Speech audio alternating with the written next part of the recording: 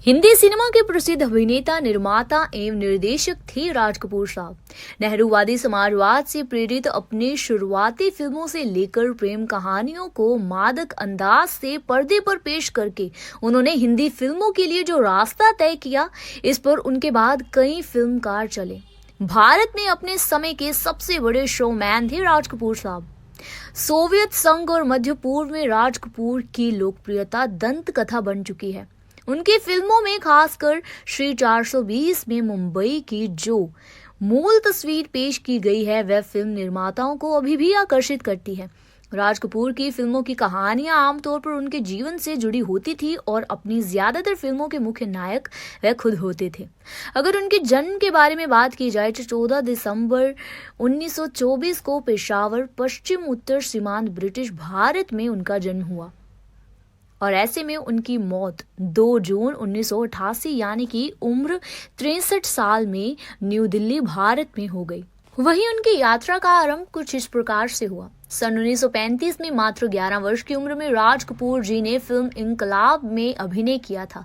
उस समय वह बॉम्बे टोक्यो स्टूडियो में सहायक यानी कि एज अ हेल्पर के तौर पर काम करते थे। बाद में वे केदार शर्मा के साथ क्लैपर बॉय का कार्य करने लगे। ऐसे में पृथ्वीराज कपूर जी को विश्वास ही नहीं था कि राज कपूर कुछ विशेष कार्य कर पाएंगे। तो ऐसे में पृथ्वीराज कपूर के साथ रहने वाले एवं बाद में राज कपूर के निजी सहायक एवं सहयोगी निर्देशक वीरेंद्र नाथ त्रिपाठी का ये कहना है कि पापा जी पृथ्वीराज हमेशा कहते थे कि राज पढ़ेगा लिखेगा नहीं, पर फिल्मी दुनिया में शानदार काम करेगा। आज केदार ने उसे मेरा बेटा होने के कारण काम दिया है, लेकिन एक दिन वह भी होगा जो लोग राज को पृथ्वीराज का बेटा नहीं बल्कि पृथ्वीराज को राज कपूर का बाप होने के कारण जानेंगे। उस समय के प्रसिद्ध निर्देशक केदार शर्मा ने राज कपूर के भीतर की अभिनय क्षमता और लगन को पहचाना और उन्होंने राज कपूर को सन 1947 में अपनी फिल्म नील कमल में नायक की भूमिका दी। नायक के रूप में राज कपूर का फिल्मी सफर हिंदी सिनेमा की वीन्स मानी जाने वाली सुप्रसिद्ध अभिनेत्री मधुबाला के साथ आरंभ हुआ।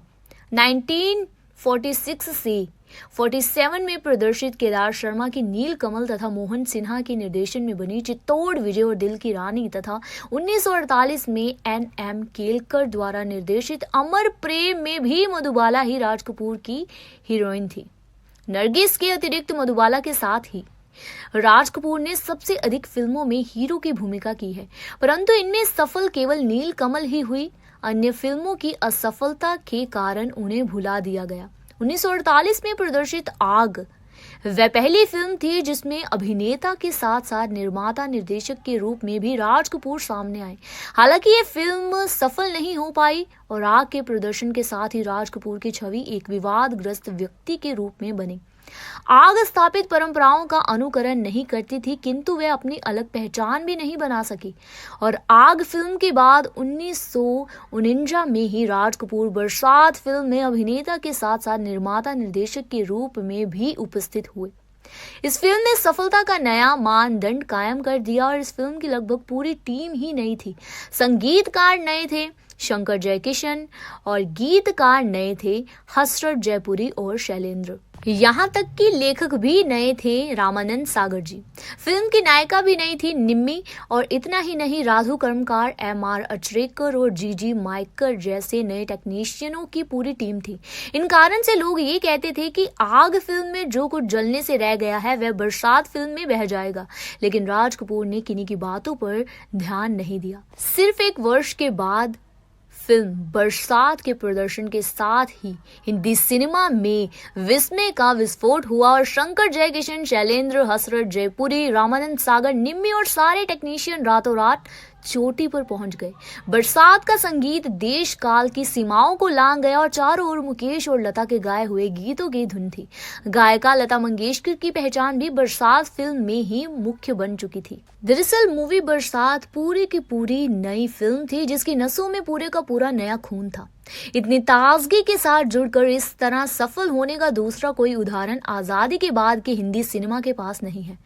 बरसात की ही प्रचंड सफलता का ये परिणाम था कि इसके अगले वर्ष अर्थात सन 1950 में नायक के रूप में राज कपूर की 6 फिल्में आईं और राज कपूर के पूरे नायक युग में एक वर्ष में इससे अधिक फिल्में कभी नहीं आई।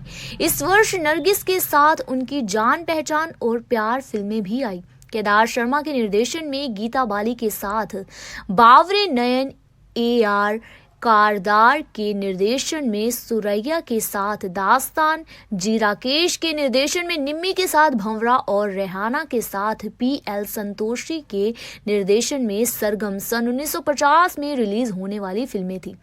इनमें किरदार की दास्तान सबसे अधिक सफल रही और एकमात्र ऐसी फिल्म थी जिसमें राज कपूर सुरैया के साथ नायक बने। सरगम, दास्तां और बावरे नयन का संगीत अत्यधिक लोकप्रिय हुआ और सरगम और बावरे नयन भी टिकट खिड़की पर सफल रही। इसके बाद तो महबूब, केदार शर्मा, नितिन बोस, विमल राय, महेश कोल वे शांताराम जैसे महामहिमों के रहते ही कह सकते हैं कि राज कपूर जी ने अपनी फिल्म आवारा से साबित कर दिया कि वह हर मोर्चे पर बड़े बड़े दिग्गजों के हौसले पस्त कर सकते हैं। तो कैसा लगा आपको हिंदी सिनेमा के प्रसिद्ध अभिनेता, निर्माता एवं निर्देशक राज कपूर जी की जिंदगी का ये सुहाना सा सफर?